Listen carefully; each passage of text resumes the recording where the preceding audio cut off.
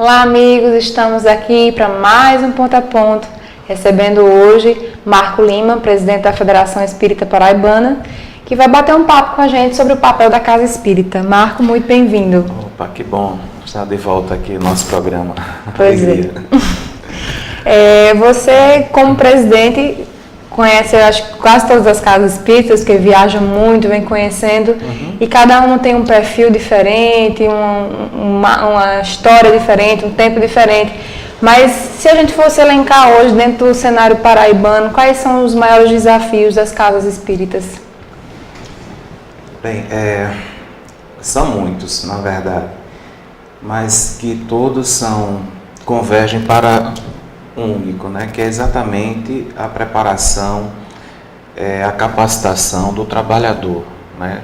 Para que ele assuma as suas responsabilidades perante a casa, se qualifique para exercer a ação que é voluntária, no entanto, é de muita responsabilidade. A gente também poderia elencar as questões financeiras, as questões administrativas, né? Que permeiam, na verdade, toda a dinâmica das instituições. Mas, no geral, as casas que estão, né, desempenhando sua função, elas estão cientes, né, desses desafios e sabem por onde ou a partir de qual momento, que caminho tomar para a solução dos seus problemas, porque a gente tem um acompanhamento através das nossas coordenadorias regionais, são 9, né, espalhadas pelas regiões do nosso estado, né, do sertão ao litoral.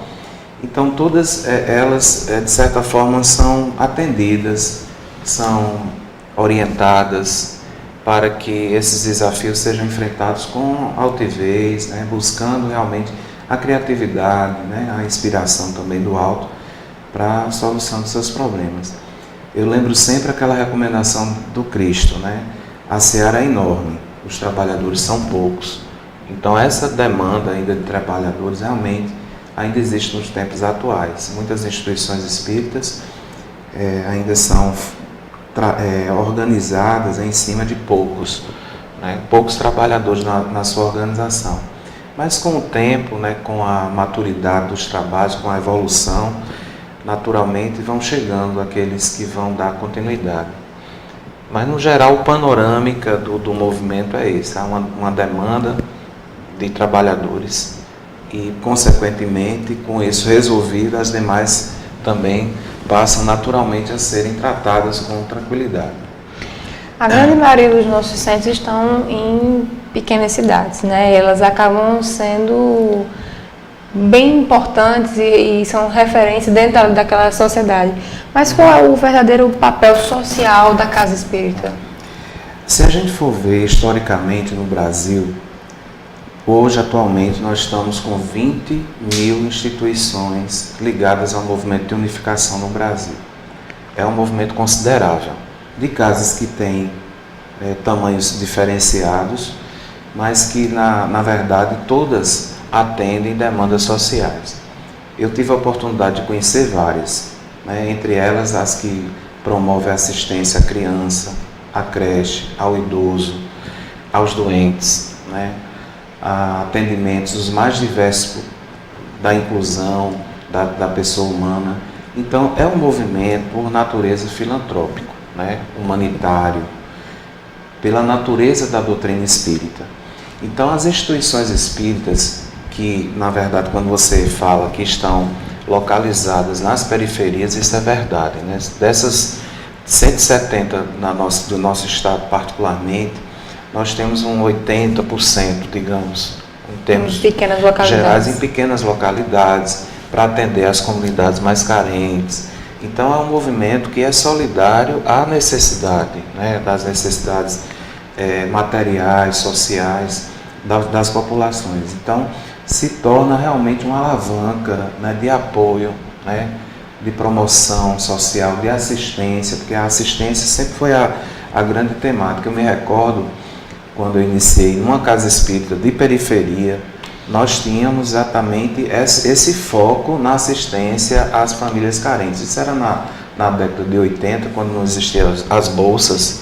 Então muitos depoimentos diziam, Giane, que era a refeição da semana e a feira e a comida da semana eles obtinham na instituição espírita.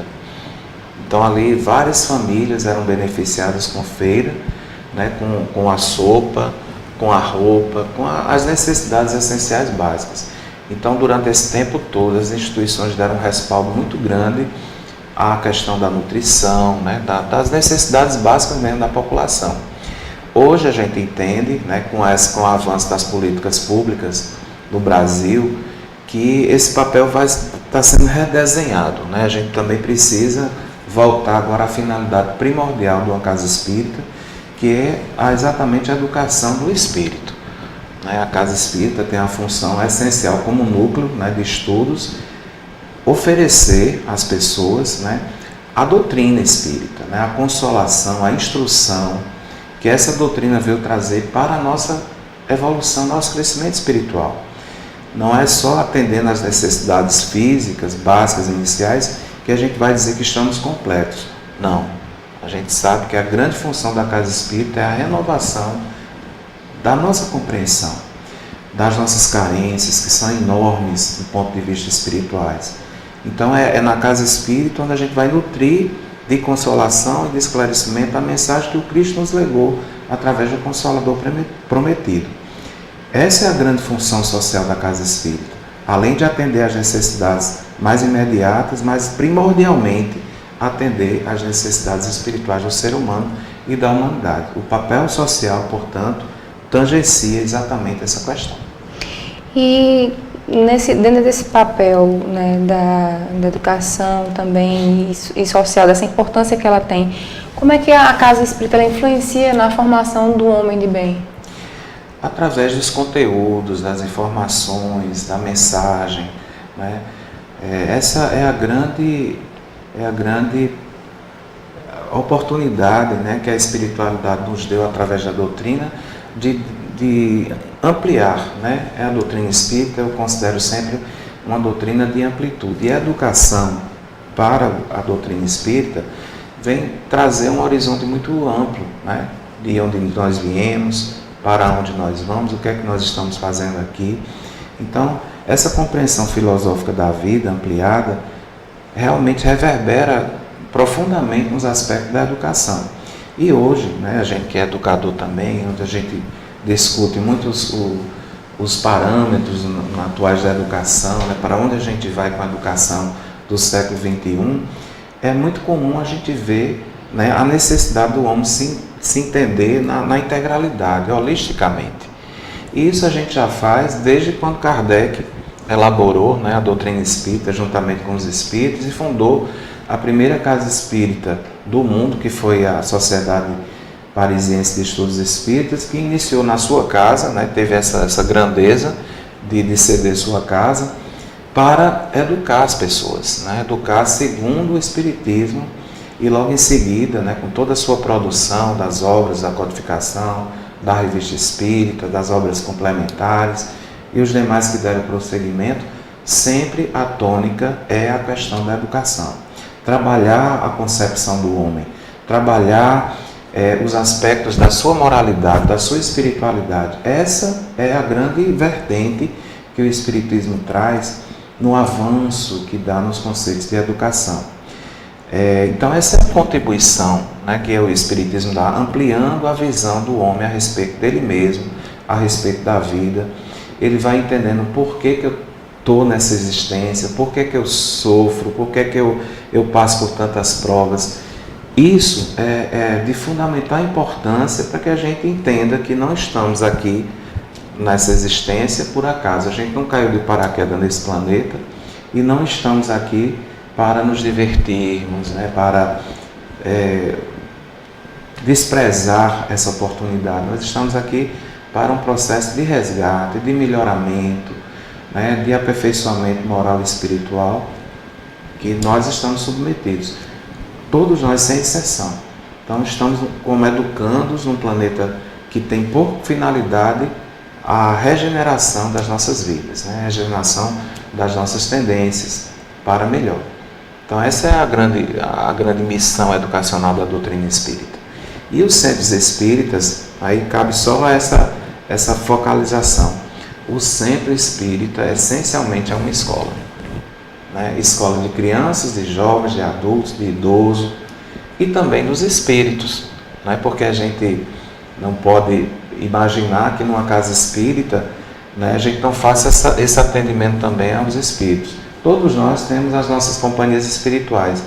Aí eu penso assim, o fato de eu frequentar uma casa espírita, eu já estou fazendo uma caridade dupla. Primeiro para mim, né, que eu estou sendo beneficiado com as lições, com as orientações, com os estudos, com as vibrações, né, com o ensinamento.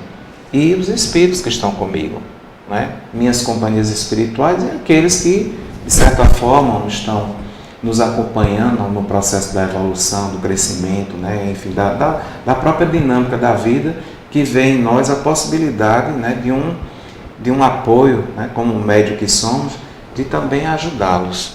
Né? Eu participo de reunião mediúnica há 30 anos nessa casa, na federação. E eu fico muito emocionado quando os médiuns videntes, eles dizem, Marco, quando começa a reunião, essas paredes desaparecem, as paredes físicas, e vem uma equipe fantástica, dar o respaldo, o apoio ao trabalho que a gente está desenvolvendo. Então são enfermeiros, são atendentes, assistentes, médicos, voluntários, de outras correntes também. A gente já recebeu o apoio dos índios, né, dos pretos velhos, né, como eles chamam. Recebemos também o apoio dos franciscanos, né, até de ciganos também, que se vêm em busca também dessa ajuda, porque quando amplia-se as paredes de uma casa espírita, no mundo espiritual, aqueles que vibram na dimensão do bem, todos são irmãos, né? Todos querem colaborar e ajudar uns aos outros. Então, uma amplitude muito grande que uma casa espírita dá no atendimento. Então, além de ser uma escola onde a gente aprende, também tem a oportunidade de a gente se tratar. Então, é um hospital de almas nesse aspecto. Até quando eu, na primeira questão, eu falei com relação que muitas vezes é uma referência social, é porque principalmente em cidades pequenas, quando acontece da mediunidade aflorar, às vezes de uma forma muito presente assim, e repentina, às vezes as pessoas não sabem lidar, então não se procuram outras religiões, vai para a casa espírita porque lá vão saber como conduzir a situação. Então, realmente é uma referência social nas pequenas localidades. Exatamente, para dar esse respaldo. E durante muito tempo, né, as casas espíritas, elas tinham esse viés, né, do atendimento aos obsidiados, né, aos torturados, aos aflitos, aos que tinham diversas enfermidades que a medicina não sabia mais o que fazer, né? As famílias também não ficavam desnorteadas, então vai para a casa espírita, tomavam passe, eram atendidas nas reuniões mediúnicas, ou pelo fato de só frequentar já tinha uma melhora significativa, né, no seu quadro de saúde, na sua estruturação psíquica, e as melhoras eram bem consideradas, né? A gente tem vários exemplos aqui do sertão paraibano, a nossa Giseuda Carneiro Arnaud, que ela é uma pessoa que afirma a importância que a casa espírita, né, teve na sua vida, no seu tratamento espiritual. Caso não fora uma casa espírita que ela conhecesse, certamente ela estaria talvez em hospitais psiquiátricos, né? E hoje ela se identifica totalmente com a doutrina, com a proposta da doutrina, e ela diz mesmo, né? Aqui eu encontrei o caminho, a salvação da minha vida, né? Salvação nesse sentido, de encontrar uma oportunidade de compreensão melhor, né, da vida, um trilhar mais harmonioso, mais feliz. Então é muito importante a gente ver a casa espírita nessas localidades do sertão, né, desses pequenos, como um apoio, né, um centro que dá um resgate, uma dignidade às pessoas médiuns, que existe um preconceito muito grande, e a gente fica pensando, se não fosse a casa espírita, onde é que os médiuns iam buscar apoio? Né? Porque, a não ser outras denominações, né, que a gente tem as matrizes que atendem perfeitamente essa situação. Mas nas demais doutrinas, a gente não vê um espaço, né, adequado para os médiuns. E o Espiritismo abre totalmente os canais para ser escolas de médiuns, escolas de orientação e apoio àqueles que têm uma sensibilidade maior. Então, viva a Casa Espírita nesse aspecto, né? Quanto bem as casas espíritas já proporcionou, já prodigalizou a esses médios. Agora vamos chegar numa questão mais delicada, que são algumas práticas alternativas que ainda encontramos em algumas casas espíritas, né? Então, em algumas casas a gente vê a situação de cromoterapias, terapias alternativas. Sim. Que quando a gente estuda um pouquinho mais da doutrina, a gente vê que nada disso faz parte do trabalho em si, da doutrina, desse trabalho que você fala de educação. Nada contra, porém não nos compete, né? Como é que a gente pode orientar as casas que ainda insistem nessas práticas? Como é que a gente pode, digamos assim, mostrar o que realmente é o nosso trabalho, para que a gente não caia nesses equívocos, né? É porque a nossa doutrina ela tem uma base, né? Tem suas práticas reconhecidas, tanto nas obras da codificação, né, que patenteia, que dão todo o suporte teórico, prático para as execuções desses trabalhos, né, das nossas ações. Nós também temos um movimento espírita organizado, né, que também no Brasil, que a gente discute o que é uma casa espírita, né? Primeiramente é um local de simplicidade, que atende da criança ao idoso, sem rituais, sem simbolismo, sem sacerdotes, sem nenhuma prática mística. Essa é a visão que hoje o movimento tem de uma casa espírita, é uma casa simples. Muito embora, quando a gente fala em práticas alternativas, nós também temos práticas que são alternativas e que são extremamente importantes. Por exemplo, a Sociedade de Estudos Espíritas Parisiense de Estudos Espíritas, a principal ação era a prece, né? A prece coletiva para os que eram atendidos na instituição. Hoje nós temos essa prece coletiva, mas temos o atendimento fraterno, né? A oportunidade que as pessoas têm de desabafarem, né? De colocar suas questões num grupo de discussão, bem no típico daqueles grupos de autoajuda, né? Onde as pessoas se colocam sem nenhum tipo de censura, sem nenhum tipo de... vai se colocando, vai se fazendo um atendimento. Nós temos a fluidoterapia, tanto da questão da água, quanto dos passes magnéticos espirituais, que a nossa casa espírita, as orientações é que seja o passe misto, né, magnético espiritual, e que os médios se coloquem nesse sentido. As demais práticas, que não são essas que estão sendo praticadas a nível do movimento espírita organizado no Brasil, são práticas extremamente válidas. No entanto, não são reconhecidas e têm suas doutrinas, né? Tem suas práticas, suas características que a gente tem mais a que respeitar. Por exemplo, eu particularmente sou praticante da yoga, adoro a yoga, pratico a meditação, mas eu faço isso num espaço adequado, porque a gente sabe que a yoga tem seus fundamentos, inclusive tem a Federação Paraibana de Yoga.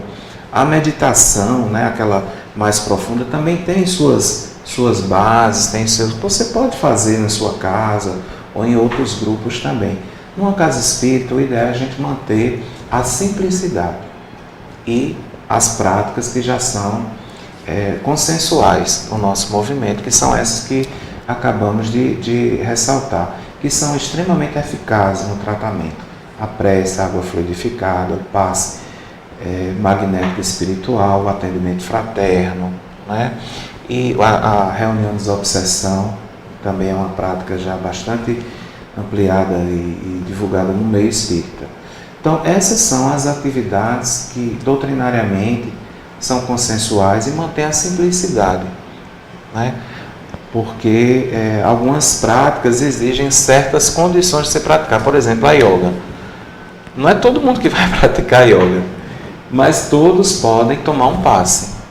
Então tem esse caráter da universalidade, né? A questão da água magnetizada, fluidificada, como a gente popularmente, todos podem tomar, não existe contraindicação, né? Algumas posturas, a cromoterapia, né? Então tem a sua doutrina, tem o seu valor. E interessante frisar que, por exemplo, no caso do passe, a própria casa espírita ela pode formar a pessoa que vai aplicar o passe. Perfeito. Diferente de outras técnicas que às vezes você Perfeito. precisa de anos de estudo para estar apto a aplicar, né? Como outras, exatamente, você falou muito bem. Então a gente respeita tudo, não tem nada de preconceito, nada de condenação, não, cada um dos seus espaços, né? Graças a Deus, até o SUS hoje, né, o Sistema Único de Saúde, já reconhece essas práticas, né, as práticas alternativas e complementares, como eles chamam, e é extremamente importante, né, nessa compreensão holística do ser humano. Mas a nossa orientação é pela simplicidade, né? Por essas práticas que já são reconhecidas, que já são amplamente testadas com eficácia, né?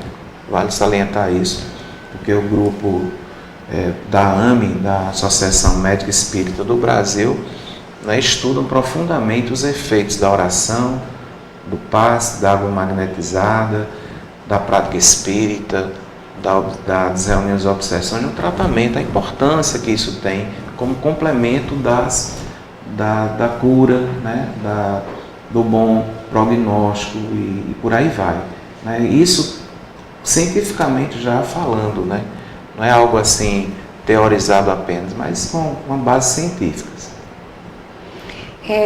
Com relação à educação, voltando ao tema da educação, de que forma a gente, como casa espírita, deve procurar assim, promover essa melhor educação? Talvez seja o caminho, né? Educar o homem, educar o espírito, para que ele se transforme transforme o mundo à sua volta. Mas como é essa educação? Como a casa espírita é essa escola? Você disse, é uma escola, mas como essa educação vem? Bem, os princípios norteadores a gente encontra, né? Isso também discutido a nível nacional, no Conselho Federativo Nacional, e tem uma área específica de estudos, né, da Casa Espírita, né, os estudos sistematizados, que é uma proposta interessante, a gente conhecer a ciência espírita na forma sistematizada, a gente compreender todo o processo de como foi constituída a doutrina espírita. Isso é muito importante, né, para que a gente não faça estudos assim dispersos ou parcelados, né? Quando a gente sistematiza, a gente vê o início, o meio, o desenvolvimento da tarefa. Então a gente vai para as bases e isso já vai dar um alicerce teórico extremamente importante. E nesse grupo nós temos também vários educadores, né? Gostaria de citar uma que eu tenho um carinho todo especial e a gente conversa muito com ela, que é a professora Sandra Borba, do Rio Grande do Norte. Ela faz parte desse processo na área da evangelização também. E na área dos estudos a gente vê que nós estamos, né, com mentes que pensam a educação no Brasil, né? Pessoas que se dedicam na elaboração de projetos, de livros, né, de ações, né, de cursos que vêm exatamente fortalecer esses aspectos da educação. Hoje, na forma que a gente entende hoje, a educação começa já no ventre, né, da mãe, como Maria Montessori, que é uma educadora italiana, já recomendava. Então já existe trabalho já com as gestantes, já da educação na gestação. Aí o bebê sai e já tem uma escola, que é a sala dos bebês, né, a educação dos bebês. Depois nós já vamos ter, né, já no maternal, jardim, todo esse processo de envolvimento, né, do espírito com a proposta pedagógica da doutrina espírita.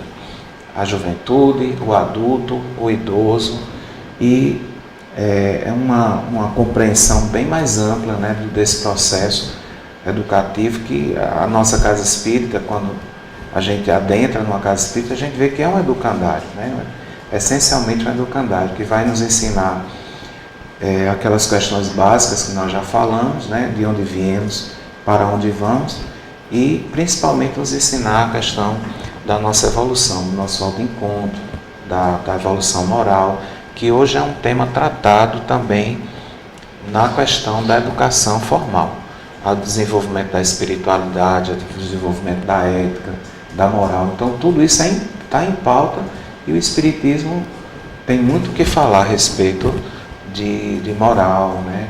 De evangelho, né? Que é a base fundamental do aspecto moral da doutrina, está calcado exatamente no evangelho, né? Nos ensinos de Jesus Cristo, que é o nosso mestre, a nossa referência, nosso guia e o nosso modelo.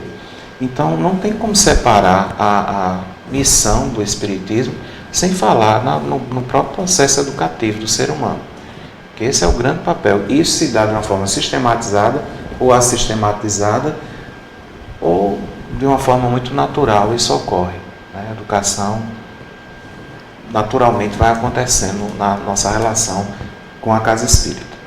É porque cada público demanda uma forma diferente de se chegar até ele, né? Uhum.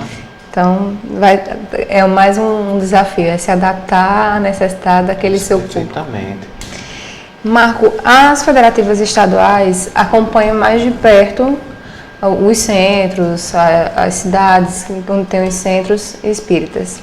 Muitas vezes as pessoas acham a Federação Brasileira um pouco distante, mas como a Federação Brasileira está próxima da casa espírita, está auxiliando, está apoiando? Pois é, então é bom a gente entender que a função da Federação Brasileira, ela no início teve uma função primordial de consolidação do Espiritismo no Brasil, né? No momento em que existiam muitas polêmicas, né, de companheiros, para onde é que o Espiritismo, qual caractere, se é ciência, se é mais religião. Então o Dr. Bezerra de Menezes teve um papel fundamental enquanto presidente da FEB de unir esses companheiros no ideal da unificação. Então a ideia de tornar a doutrina uma doutrina tríplice, ciência, filosofia e religião, e que as práticas deveriam seguir essa mesma diretriz, né, primordialmente a educação do ser humano, as bases do Evangelho de Jesus, unificar as práticas da doutrina espírita através do estudo, né, das obras de Allan Kardec, basicamente, para que essa unidade fosse consolidada. Porque a grande dificuldade que a gente enfrenta é exatamente a falta de unidade. Quando você não tem essa compreensão, aí você vai para qualquer caminho, né? Então esse é o perigo, né, de um rompimento de uma ideia. É quando existem várias subdivisões nelas e não se perde a unidade. Então essa é a preocupação primordial da fé, foi a unidade doutrinária em torno das obras de Kardec, em torno do Evangelho de Jesus. E como é que ela atua no movimento espírita? Atua através de uma parceria. Existe um pacto, né, um pacto federativo com as federativas estaduais, os 27 federativos estaduais do Brasil, semelhantemente como é os estados em relação à União, né? Existe um pacto federativo. E esse pacto é um pacto solidário, né, de ajuda, de colaboração, em que a federação, por exemplo, a paraibana, é a representante desse ideal aqui na Paraíba. E os ideais da unificação a gente reverbera, replica, né, para os centros espíritas aqui do estado da Paraíba. Então nós somos signatários da FEB, do Conselho Federativo Nacional, que estabelece as diretrizes, as atividades, enfim, os programas, os estudos. E aqui nós, quando reunimos em nome desse ideal, naturalmente a FEB está conosco, né? No aspecto do ideal, e quando solicitado também fisicamente eles mandam os coordenadores, né, os coordenadores nacionais das áreas, como tivemos aqui recentemente a presença do André, da Ivana, né, que estiveram aqui recentemente conosco fazendo o trabalho da comunicação. Então é assim, são teias, redes, né, que estão sendo formadas e cada vez mais sedimentadas no Brasil, para que a ideia da unificação se consolide em prol do movimento organizado, em prol de uma doutrina que realmente avance no sentido de trazer para as pessoas consolação, instrução, amor, fraternidade, solidariedade, ações do bem. Essa é a grande meta, né, a grande proposta do Espiritismo no mundo. Outro ponto com relação a, eu acho que também seja um desafio para o centro, é que por muito tempo se teve aquela ideia elitista da doutrina espírita, que era apenas para intelectuais, pessoas de classe média alta, né? Apesar de, como a gente já comentou, ele está nas periferias, em sua maioria, está próximo Sim. das pessoas, atendendo ali as suas necessidades. Então, de que forma a gente ainda pode desmistificar essa ideia? É exatamente tratando disso com naturalidade, né? A gente ter visão clara, né, de que realmente o perfil do espírita, né, segundo o IBGE, é um perfil socialmente mais de uma classe privilegiada do ponto de vista econômico, cultural, né, tem formação, naturalmente esse é o retrato. Até porque quando a gente fala que a doutrina não é uma religião, né, é uma ciência, filosofia, com consequências na área religiosa, a gente já imagina que quem vai se agregar a essa ideia são pessoas interessadas em estudar, né, que têm interesse em comprar livros, têm interesse em aprofundar em algumas coisas. O fato de não ser só uma religião, isso já contribui para esse fato, né, de não termos apenas pessoas interessadas em absorver uma salvação, porque nós não temos essa proposta de salvação.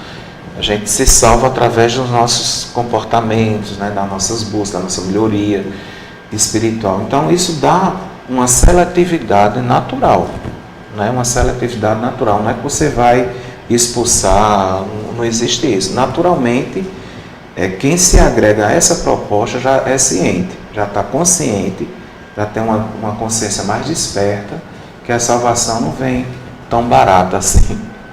Não é uma coisa tão simples, né?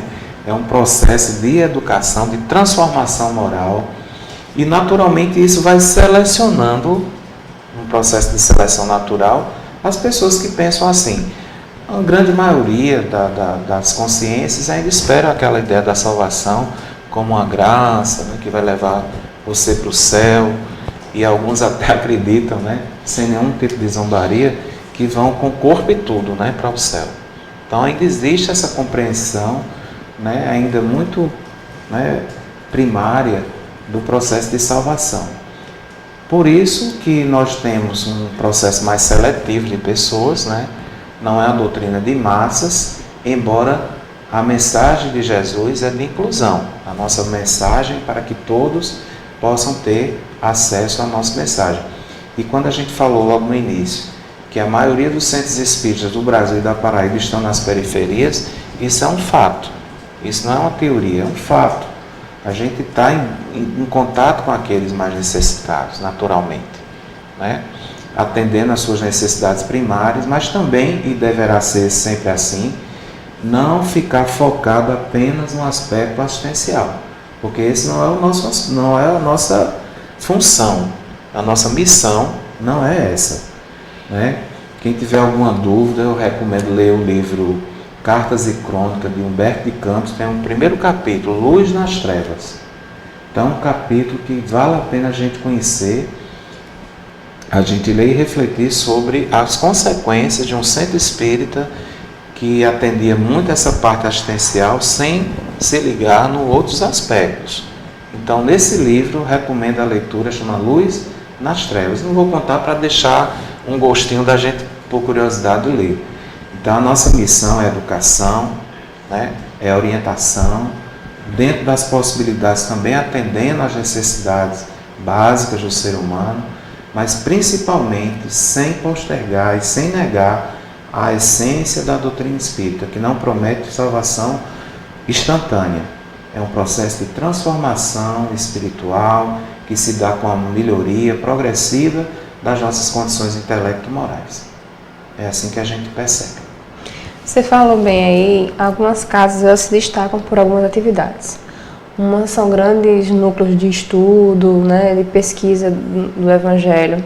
Outras já têm um trabalho mediúnico como o seu carro forte. E outras já têm um trabalho assistencial.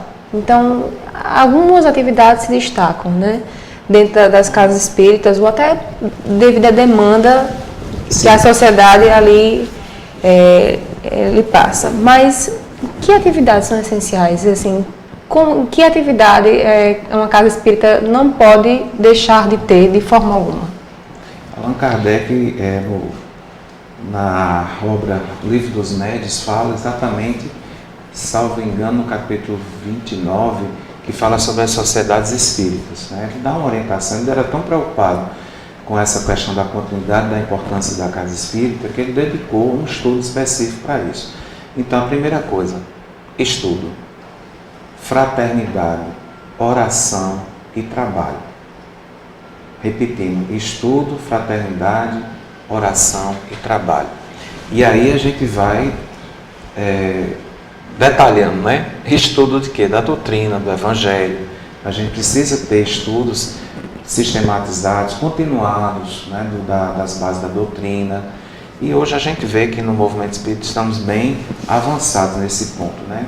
Aqui na casa nós temos todos os grupos de ESD, de EAD, que é estudo aprofundado da doutrina. Temos o NEP, que é estudo e prática do Evangelho, né? E pesquisa do Evangelho. Fraternidade, né? Uma coisa que não pode existir, não pode deixar de existir na casa é a fraternidade. Todos somos irmãos, todos somos voluntários dessa causa, né? E todos somos alunos, estamos aprendendo uns com os outros. Então, fraternidade sincera, verdadeira, né? De irmãos que estão nesse mesmo caminhar, nesse mesmo barco da evolução, e que precisamos estar na casa espírita pelos motivos que nós já falamos, né? Eu preciso porque eu sou necessitado de luz, de aprendizado, e também trago comigo as minhas companhias espirituais para também serem tratadas. Isso é importante.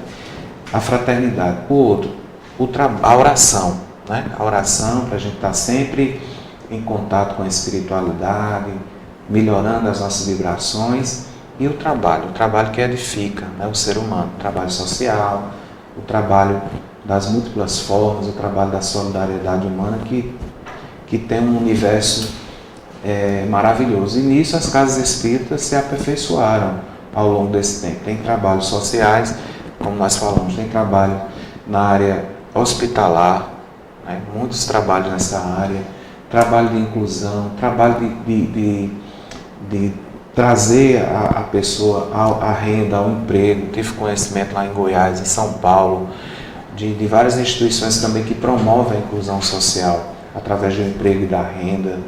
Enfim, o trabalho, né? O trabalho é que vai resolver as nossas encrencas, né? Os nossos problemas. Então a gente tem que estar sempre operoso, né, na vida, né? Ter uma atitude sempre proativa, porque a salvação não vem dessa forma como nós aprendemos com o tempo. Nós é que vamos trabalhando a nossa evolução e, consequentemente, a nossa salvação virá como um processo natural de crescimento.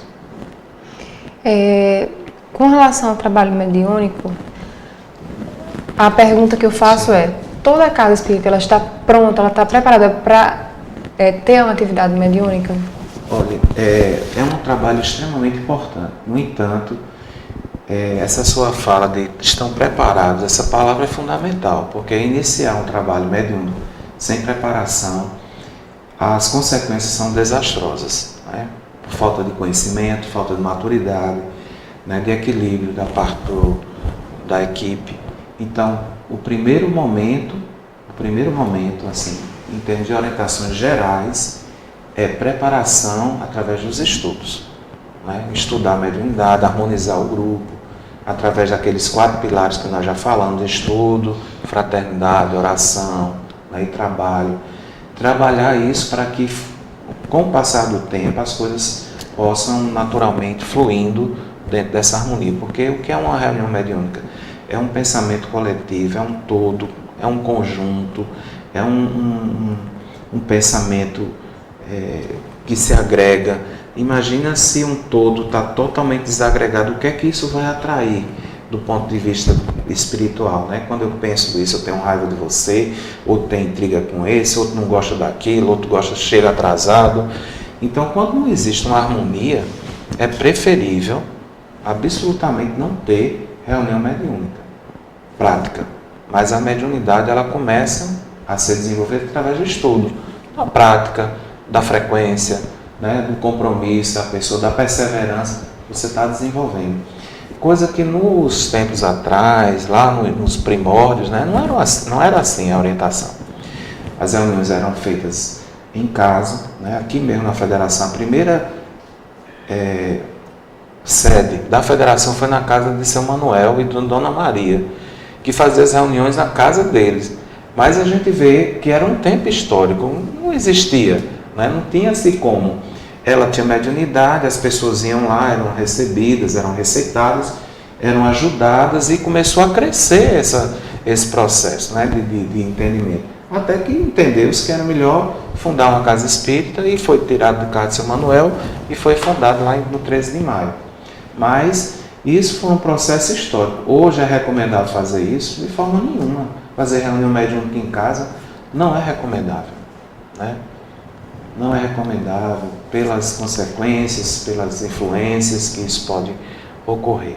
A própria harmonização do ambiente, né? Do ambiente, tudo. Então faça o evangelho no lar. Esse sim é a grande asepsia que a gente dá ao nosso lar, né? O grande presente é a gente fazer o evangelho, trazendo fluidos positivos, vibrações positivas para dentro da nossa casa.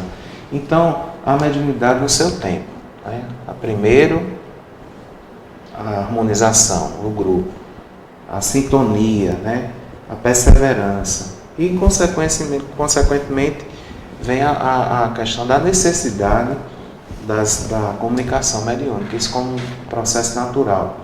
Até porque a mediunidade, ela, durante muito tempo, ela chama muito a atenção das pessoas, né? Muitas vezes as pessoas vêm na curiosidade de conhecer, de ver o fenômeno.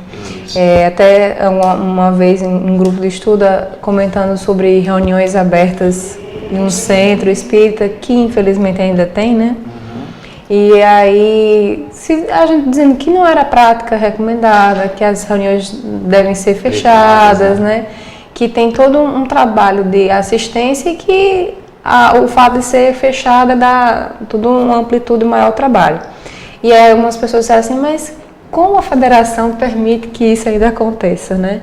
E aí cabe também a gente vai aproveitar a sua presença aqui para falar do papel da federação como órgão de unificação e não como um patrão, um chefe dentro das casas espíritas. Uma arquidiocese, né? Vamos fechar as instituições, vamos botar.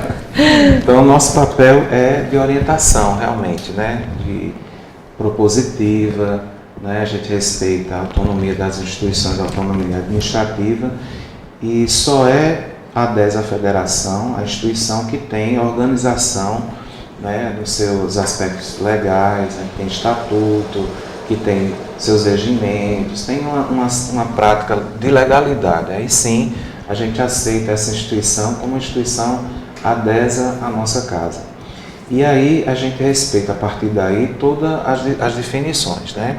Respeitando, no entanto, quando as coisas fogem completamente dos princípios, aí cabe a gente, num processo de diálogo, né, conversar, tratar desse assunto com muita maturidade, com muita objetividade. Caso a instituição espírita atenda, né, as nossas, que esse é o objetivo, né, a gente está alinhado a um processo maior de afinidade com a doutrina e com o evangelho. Se isso for atendido, tudo bem. Se não, o que a gente faz, do ponto de vista administrativo, é a desfiliação dessa casa. Ela não é reconhecida como uma casa que tem uma prática espírita.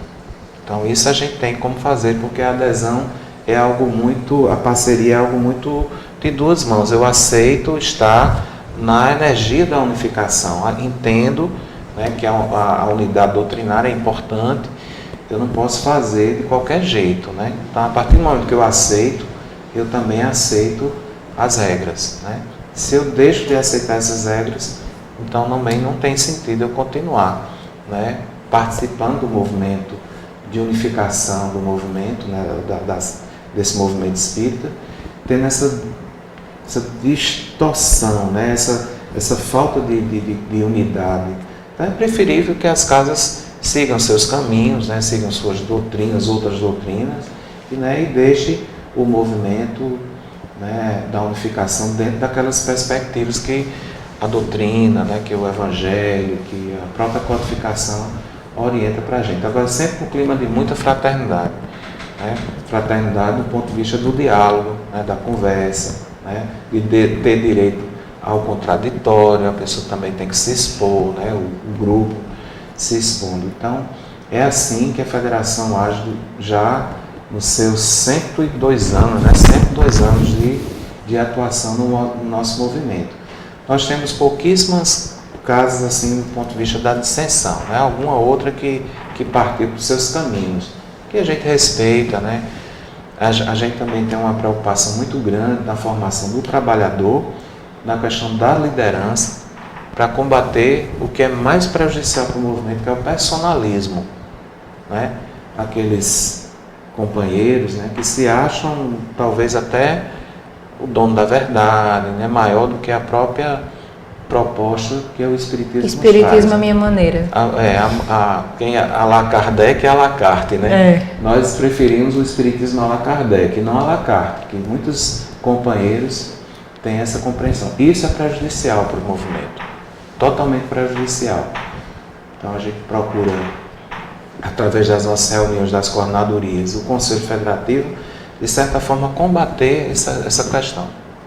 E é importante para quem queira conhecer melhor a doutrina que busque casas adesas à federação, né? Para ter pelo menos a confiança que essa casa vai estar sendo orientada com relação aos preceitos da unificação espírita. Até porque hoje a gente tem várias denominações espiritualistas e às vezes, para quem não conhece, fica um pouco confuso. Então procura a federativa, se informe, para que você possa realmente ter acesso a uma casa espírita e ter os benefícios de estar estudando a doutrina como realmente se deve, né, Marco? Isso mesmo, perfeitamente. Marco, muito obrigada por mais essa sua participação. Muito boa sorte. Muito boa sorte nesse trabalho aí de peregrino, né? De casa em casa, de cidade em cidade. Apoiando, orientando e conduzindo e levando a unificação a todos os lugares. Então, a gente se sente muito gratificado também de estar aqui compartilhando com vocês do nosso grande ideal, né? O ideal da Casa Espírita, da Federação, é promover a unificação do movimento espírita, né? Através do estudo, da prática dos ensinos de Jesus e da doutrina espírita. Então, que a gente possa continuar fazendo esse trabalho simples, né? Muitas vezes as pessoas não percebem, né? Mas é um trabalho de bastidores e de formiguinha também, para a gente edificar esse mundo novo através dessas instituições harmonizadas, né? Que cumprem o seu papel social. Então nós ficamos por aqui e contamos com vocês para o próximo Ponto a Ponto, próximo sábado, 16 horas, horário local. Até lá!